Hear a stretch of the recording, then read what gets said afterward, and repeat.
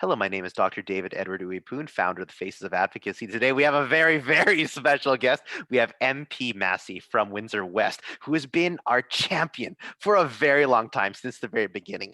He's had social media posts bringing us to this point, and his impassioned speech before our exemptions, I'm sure, brought it way over the edge.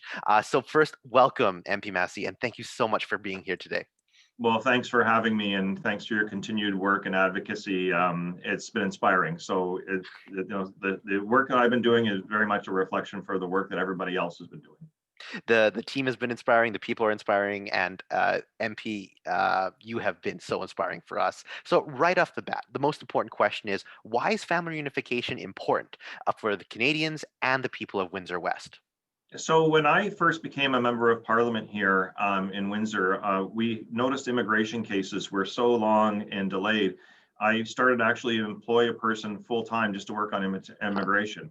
And so what we saw is people being taken advantage of. That sometimes they didn't need a lawyer, or that sometimes they didn't need some type of a service. They were crushed going through the process. And so we started doing casework on it, and it's really grown, and it's been part of our success here as a community. Canada is a nation of immigrants, and we got a lot of strength out of that. And we shouldn't forget that our future is also tied to that, and also a global world and relationships. My family included. My wife she was born in Hong Kong, so we've been blessed with this type of scenario. And in Windsor, I've seen firsthand families, the joy when they're reunited. And today, my team was able to help a 14-year-old boy coming to Canada. It took him 2.5 years. Hasn't seen his mother in 10 years. She had to flee from another country for her own safety, leaving her son behind. And they're finally going to be reunited. They're quarantining right now in a couple of weeks. And they sent us pictures. And then you see that joy. But they're in there also, there's pain of being separated. And so that's one of the reasons that this issue has hit me really well in Detroit, Michigan, where COVID, and my riding is right across from there. And we have people with family, relatives, friends, and it's a 2-mile river that separates us, but our bonds are strong. And when families are separated, it doesn't just hurt the family itself; it hurts the entire community. So I'm really a strong believer in when we have good people that can be reunited, we need to do that, because that's what a healthy democracy should do, and that's what a grown-up country like Canada should be doing as well too. Mm. That young man's story, that kind of personal story, really brings home the powerful nature of family unification. And it means a lot that you're fighting for all of us and those who cannot fight for themselves. When it comes to the current processes, we have the extended family applications, and a Yeah. number of our applicants have been over the stated 14 business day service turnaround. I'm wondering, where do you feel the delays are coming from, and what can be done to rectify that? Well, there are a couple of things. I honestly believe still there needs to be stronger political direction. I think that the minister, to be quite frank, hasn't provided enough leadership with regards to directing the bureaucracy and also the meaningfulness of family reunification. I know listen, we have about 2,000 doctors, nurses, personal support workers, and others that go over to Detroit every day to serve in their hospitals and come back. So we're all concerned about COVID Mm. and the effects of it. But at the same time, we can do this safely with the proper procedures in place, and we just can't turn our backs from what's taking place. So I think political direction is necessary, but it can be risky going out there, because I have some people that don't like my position on certain things. But I think that overall, when you explain people what really is at risk here, it gets better. And then second of all, there needs to be more support from staffing wise. There's some amazing people that work in our public service. They are not the enemy. The public service are good men and women, and they're having to struggle to do their jobs during this as well too. But I can tell you that they have been funded and underrepresented for the casework for more than just this issue right here. It goes back to when I got elected in 2002. Again, that's why I added a staffing component, was to help Mm. shepherd people through the process, not to circumvent it, Mm. but to move it up. So I know the 14 business days is not being met, and that's processing. So there's speed, but also too is it's political direction. We need to set some expectations and support our public service. I wonder if a good political direction is to have a immigration person on every MP's staff. That seems like a good forward-thinking movement. And then there's one group that has been not part of the exemptions, temporary residents. And Minister Mendicino has even mentioned himself that immigration will be vital to Canada's post-COVID economic recovery. I'm wondering what is the best way to build a pathway for temporary residents to be allowed to reunite with their families during this difficult time. So I still think this is a little bit educating people to get public support for that, because the concept that some people have, the naysayers, are they're taking jobs or so forth and things of that nature. And so you see that kind of ugly head rear itself out once in a while. So we have to do some more education to get the public on board and to move it up as a priority. Because those are the people that already have community contacts, they're already integrated in the community, they're either volunteering or they're working or they're at school. There's all these connections that are taking place. So they should be primary candidates for us to actually recruit new citizens from, especially the ones that are actually coming here and are contributing and are not doing anything that's bad behavior that results in processes. And I think we can put those expectations on those individuals to the benefit of our community, because it's a privilege, not a right, to come here and then to become a citizen.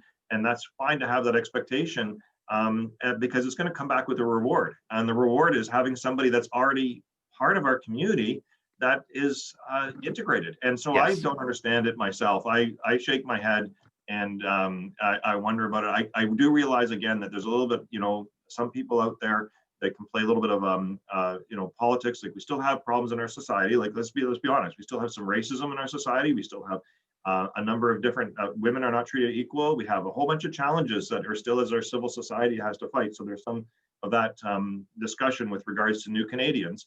But at the same time, there are incredible opportunities. And I would point to history. When you look at history, and I've spoken in the House of Commons on this a number of times, human history is benefited so much from refugees, for example. When you think about refugees, Albert Einstein, refugee. These are incredible people that have contributed so much. So we still need, I think, to win over a little bit more of the public support, because we're not buying it, at least as New Democrats, that it isn't good for the country, and we should be actually pushing it forward through leadership. I mean, it's especially now, even more with COVID, it makes even more sense to actually unite those processes. I mean, I'm there.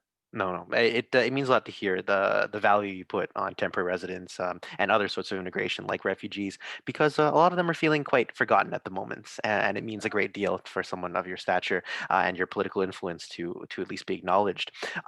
Speaking about your time talking in the House of Commons and fighting for people, you gave a fantastic speech just before our exemptions came in. It really gave us a lot of hope, a lot of strength, and then I am certain it helped bring that little bit of an endpoint before our exemptions came in. So 1,000 thank yous for that. I'm wondering, where does that passion come from? Where's that fire come from to fight so hard for family reunification?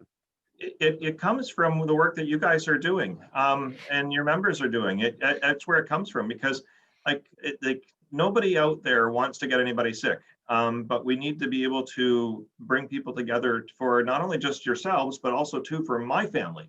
And so, that was a speech from the throne, and I just at the last minute decided that, well, I was going to try to focus like half my speech on it. And I said, forget it, I'm just going to do the whole thing. And it was, it was a moment where it just reminds me of some of the casework that we have in the people that are, that can't see loved ones. My daughter, just so you know, she's in Halifax, and so now we could drive out there or she could fly in, but they're self-quarantining for 14 days, and so we won't see her till summer. I haven't seen her since February, so because she's at school there, and we're looking forward to that. So I have a little bit of a sense of that. But I mean, there's a lot of people in limbo, and Yes. so that's really hard. It's day after day, that grind of not knowing when you're going to even have this chapter kind of conclude and a new one start with your loved one. So I really appreciate that people, sharing their stories. That's given me a lot of power to speak truth to the powers that be, in the chamber at that day, because people have been sharing these things, and some people have been emailing me stuff, and some people on social media. We wish we could get to everybody and tell them how much it meant, but those personal stories, they're incredible, and they're a gift. They're a gift, because if it helped move anything at all, then those people doing those things need to understand is that it made a difference, and we need to keep making a difference. We can only stand because you so publicly stand for us. So we really do thank you for that, MP Masse. Now, when it comes to the people like us, our advocacy group, we see how much passion you have. We see that you have been a supporter of our cause since the earliest days. What advice would you give us to help enact the change that we're looking for? How can we best advocate for what we want? Keep doing what you're doing, and never lose faith that you can't make a difference. So I used to work as a youth specialist and employment specialist also for persons with disabilities. And I always felt that when it comes down to it, you can do one of two things in life. You can either sit on your hands and feel sorry for yourself, or you can get up and take action. And the ability to take action, whatever it is, and people have different thresholds of what they can do. Some of it's social media, some of it's speaking, some of it's not, it's writing a letter, some of it is, it's whatever, it all amounts to something. So petitions and having that voice all starts, because if we don't have that, I have no credibility. I have nowhere to even push the issue. So I'm incredibly grateful for all those people, and to continue to do that work, is don't let people go behind. Remember what politicians say and how they follow through. Have a long memory in this. That's important as well too, because that pressure does mean something. And again, if you don't do those things, then it's, oh, this is just about you, Brian, and it's just your idea and so forth like that, and they can just kind of push you away. But when you have the work that you've been doing and continue to do, it gives the platform and credibility necessary for real change. So listen, in Windsor here, I've been trying to build a bridge across the river. So my first public meeting was in 1998. So it's being built right now. It's actually building. It's the Gordie Howe Bridge, they call it. You can Google it and take a look. But it's been so I'm hoping your struggles are not 20 years. But at any rate, that you gotta have faith and to keep doing it. So the emails, the petitions, the online advocacy, supporting people that are supporting you, all those things make a difference, and they have, because it was a win. I had a case down here where we pushed really hard on visitation for cancer, mother for dying cancer. They wouldn't let her in, their family come over, and we won that, and that was the daughter, and it was just amazing coming out and did it last minute. What a hero. I mean, she 22 years of age coming out to do a press conference at the last minute, because I happened to find that the government had let a billionaire into the country. So I used it as a wedge to push the issue, but came out 22 years of age, and not everybody can do that. So you shouldn't, and that's okay. But those moments of courage, those are signs of strength for a cause that's believable and should be fixed. Having the long memory is important, and we will always remember the work you've done, all of Canada, as well as the people of Windsor West, the work you've done for our cause. When it comes to the final question, we like to ask, what message do you have for Canadians? What message do you have for families who are feeling lost, forgotten, completely ignored, perhaps, by the current system? What message do you have to tell them today? There are people out there that love you and care and then are on your side. Don't forget that. It can be hard, especially when you're dealing with a government and you're dealing with a parliament that can often be very isolated or in a bubble, and you're dealing against systems that are very complicated, because you have to deal with municipal, provincial, or federal, and understanding jurisdictions and so forth. But know that there's other people out there, and they're not giving up on trying to make it a better place. And a better place for me, my community, for Windsor West, and where I believe my party and others, is actually family reunifications that are global. They're important. We had a once in a lifetime bill before for immigration. This was to unite families as a priority. We believe in that as building a civil society for not only just those individuals, but selfishly for our country to do better. I really strongly believe that those are the types of people that we want to have, that are going to be there for the future for myself and my family. So there's a self-interest in here that is nothing to be ashamed about. It's something to be celebrated, because that's how we're going to do better as a country of Canada. So please don't think you're alone. And there's been moments in history where that actually has happened. But again, when people say stuff like a refugee or taking a job or something like that, remember, like, just even do a quick search on who's refugees, and you'll come up with all kinds of governor generals, scientists, sports people, arts and crafts, culture, business people. It goes on and on and on. Doctors. That's we're in Windsor West here. We have like a shortage of physicians, but if we didn't have the new physicians that came over from overseas, we'd be far off worse than ever before. So at any rate, I just, have some faith if you can.